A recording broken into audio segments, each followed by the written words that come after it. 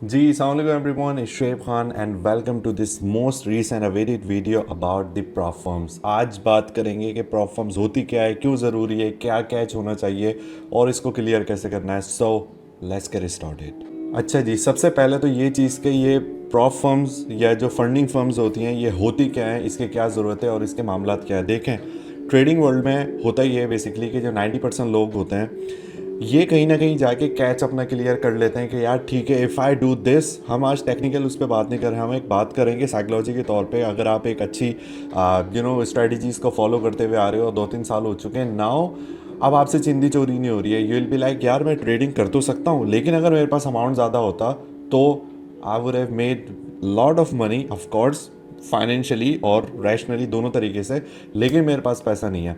तो इसके दौरान आती हैं आपकी प्रॉप फर्म्स। प्रॉप फर्म्स कहती हैं कि भाई आप हमसे पैसा ले लो, ट्रेड करो, 20% हमें दो उसके प्रॉफिट का और 80% आप रखो, ठीक है। और ये सारी चीज़ जो होती है इसका एक पूरा मॉडल होता है जो कि प्रॉप फर्म कहलाती है, ठीक है। अभी फ़िलहाल जो है आपके पास अच्छी खासी प्रॉप फर्म्स हो गई हैं, मोर देन 100 प्रॉप फर्म्स अभी काम कर रही हैं। लेकिन क्या सारी प्रॉप फर्म्स सही होती हैं? वेल, ऐसा नहीं होता।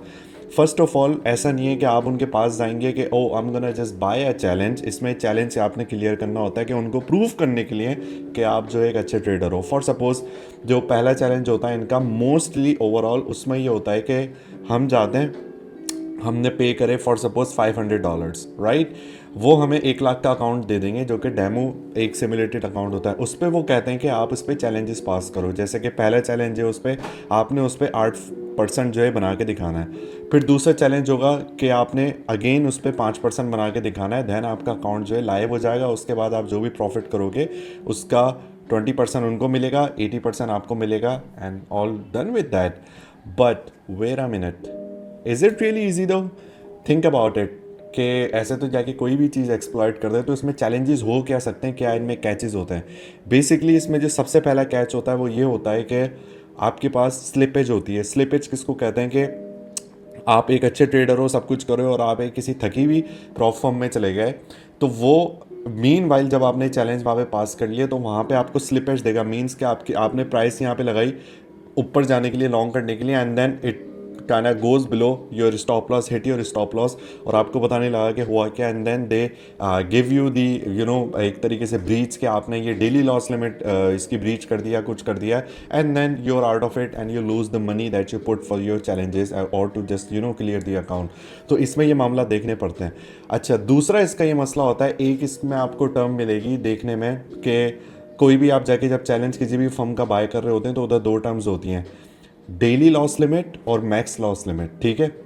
हमेशा ये याद रखना कि जो डेली लॉस लिमिट होती है वो ही एक्चुअल अमाउंट है आपको जो फंडेड किया गया है क्लियर करने के बाद, ठीक है। एक्चुअली इसका कैच क्या होता है फंडिंग फर्म्स का या प्रॉप फर्म्स का, कि जो आप चैलेंजेस में पहले पैसे बनाते हो, आपने पहला चैलेंज क्लियर किया, फिर आपने दूसरा चैलेंज क्लियर किया, ठीक है। तो जो पहला चैलेंज आपका क्लियर होता है एक्चुअली वही अमाउंट आपको ट्रेड करने के लिए वापस दे दी जाती है, लेकिन वो आपको कुछ और ही दिख रही होती है। But shape seriously, yes, that's what's happening. Because आप 1 लाख का अकाउंट लेने जाते हो, उस पर पहले आपको चैलेंज पे कहा जाता है कि आप उस पर $5,000 या $8,000 बनाएं, ठीक है। यू क्लियर दैट, और फिर ये कि आपको चैलेंज किया जाता है कि देन आप दोबारा उस पर $5,000 या $7,000 बनाएं, डिपेंड्स कि उसकी क्या पॉलिसी है। आप वो भी क्लियर कर लेते हो। So technically you made them $15,000। उसके बाद आपको लाइव अकाउंट मिलता है। तो जो $15,000 आपने इनिशियली बनाए होते हैं उसी में से डेली लॉस लिमिट $5,000 की निकाल के आपको दे दी जाती है, and then you trade it thinking कि ये 1 लाख का अकाउंट है, लेकिन एक्चुअली वो $5,000 ही होता है। अब इसमें फ़र्क क्या है कि बेसिकली अगर 5,000 है तो हम अपनी जेब से क्यों नहीं कर लेते हैं, लेकिन इसमें एक फ़ायदा ये है कि आपको एक ओवरऑल सिनेरियो, एक साइकोलॉजिकल आप जब इम्पैक्ट उस पर देख रहे होते हैं कि ठीक है मैं 1 लाख का अकाउंट ट्रेड कर रहा हूँ, मैं उसमें लॉट साइजेस क्या रख रहा हूँ, मैं उसमें क्या मामलात रख रहा हूँ, ये चीज़ में आपको बहुत हेल्प आउट करता है।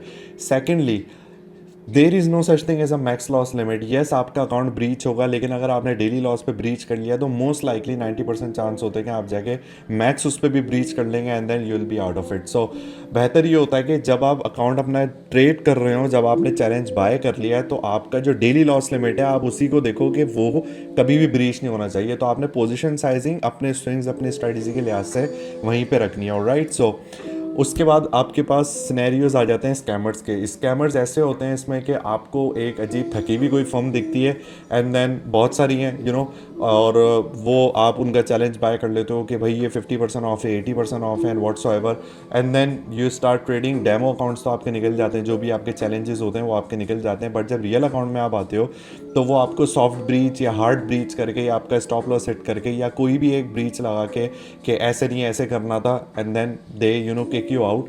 तो इसका ये मामला हो जाता है। तो अब इसमें सक्सेस रेशो बेसिकली क्या होता है?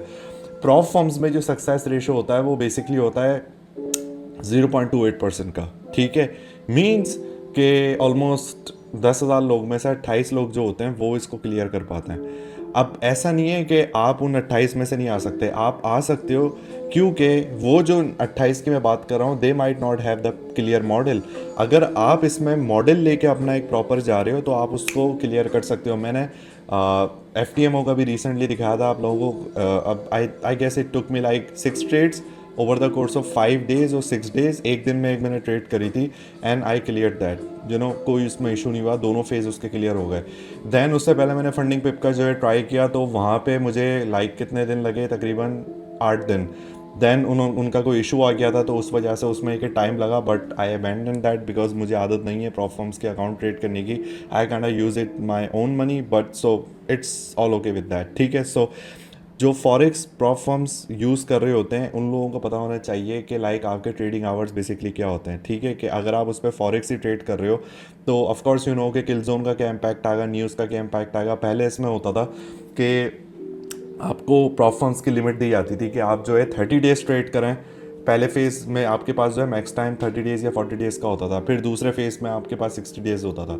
तो गुड न्यूज़ इज़ दैट कि अब जो लिमिट होती है दिनों की ये ख़त्म कर दी गई है। अब सिर्फ हार्ड रूल्स होते हैं। वो हार्ड रूल्स क्या होते हैं कि आप फॉर सपोज़ कोई बॉट यूज़ ना करें उस पर। ठीक है, आप उसमें मार्टिंगेलिंग ना करें। मार्टिंगेलिंग कहते हैं कि आपने 2 लॉट करी, उसमें लॉस हुआ, अगली लॉट आपने 4 खोली, उसमें लॉस हो गया, अगली लॉट आपने 8 खोली। तो ये रिवेंज ट्रेडिंग जो होती है एक तरीके से मार्टिंगेलिंग कहलाती है। आप ये ना करें, आप टिक स्कैल्पिंग ना करें, और आप जो है बेसिकली एक अकाउंट के जो सेम सिनेरियो चल रहा है वो दूसरा अकाउंट में ऐसे के ऐसे कॉपी करके वो ना करें, और स्टॉप लॉस लगाएं। ये एक तरीके के इनके रूल्स होते हैं। अब तो ज़्यादातर फर्म्स ने न्यूज़ ट्रेडिंग भी अलाउ कर दी है, या कुछ फर्म्स कहती हैं कि लाइक जो न्यूज़ के +- 2 मिनट्स होते हैं उसमें ट्रेड नहीं होनी चाहिए कोई भी न्यू। मीन्स के न्यूज़ अगर 6 बजे आ रही है तो 5:58 से 6:02 तक ये जो 4 मिनट का एक पूरा विंडो होती है, इसमें कोई ट्रेड आप नहीं ओपन ना करें, वरना इसके जो प्रॉफिट एंड लॉसेज होंगे हम कंसिडर नहीं करेंगे।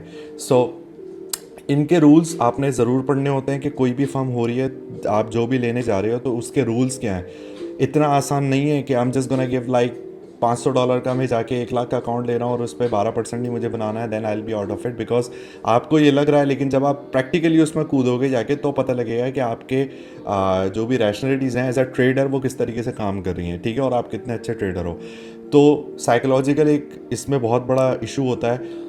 एक और चीज़ इसमें जो होती है कि लाइक जब आप पहला फेज़ क्लियर कर लेते हो तो एक ये कि प्रेशर आना शुरू हो जाता है कि अब सेकंड फेज़ आ गया है, हमने ये क्लियर करना है, and then you kind of make some stupid decision just to clear that, कि जल्दी मैं इसको क्लियर कर लूँ, उसके चक्कर में किसी स्टूपिड डिसीजन में आप अपना अकाउंट लूज़ कर देते हो।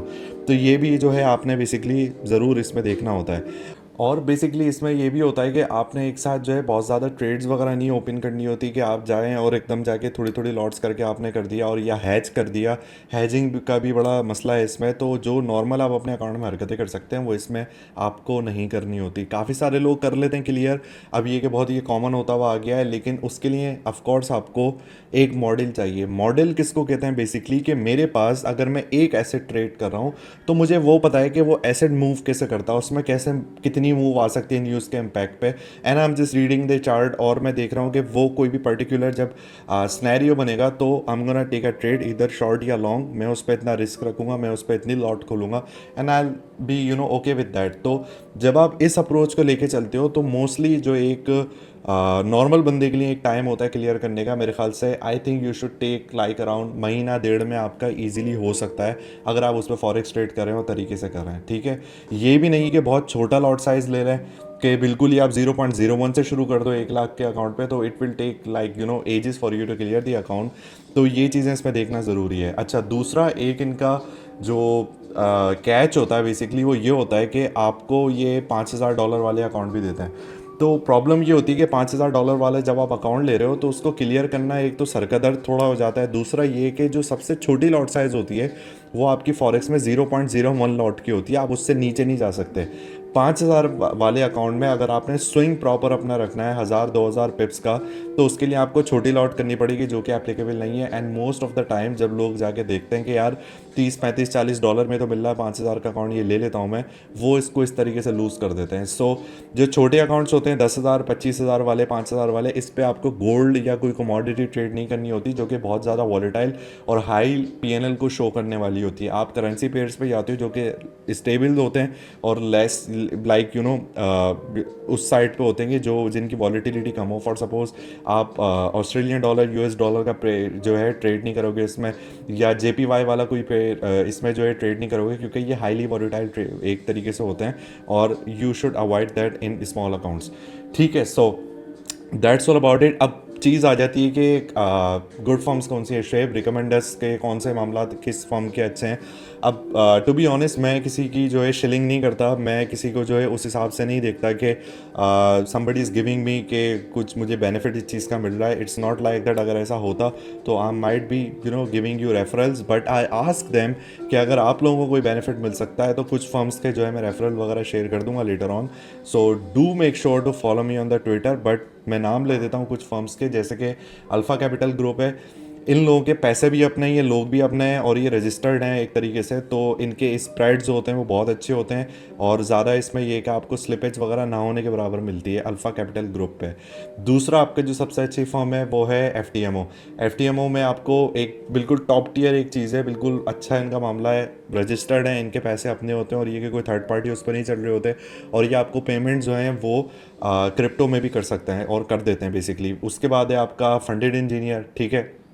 देन फंडिंग पिप्स एक अच्छा है, खालिद यूएई बेस्ड एक लड़का है और ये कि वो चला रहा है और ये काफ़ी कनेक्टेड रहते हैं अपने मेंबर्स के साथ, और अभी ये कि काफ़ी ग्रोइंग फर्म है।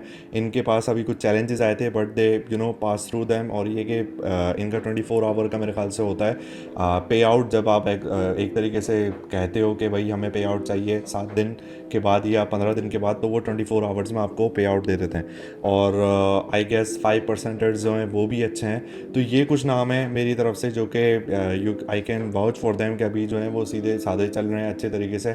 और दूसरे जो थे अभी काफ़ी सारे उन्होंने स्कैम कर दिए थे। फॉर सपोज जैसे माई फॉरेक्स फंड्स था और दी फंडेड ट्रेडर था TFT, और भी कुछ नाम थे जो कि स्कैम करके जा चुके हैं। एक डाया फंडेड है आई बिलीव, तो उन्होंने भी कोई पे आउट्स वगैरह का इशू किया था। तो जिसका भी जाके बाय करें एटलीस्ट जाके ट्रस्ट पायलट पे उसका रिव्यू देख लें, 1 स्टार रेटिंग्स देख लें and then go ahead with that. So I wish you best of luck for that.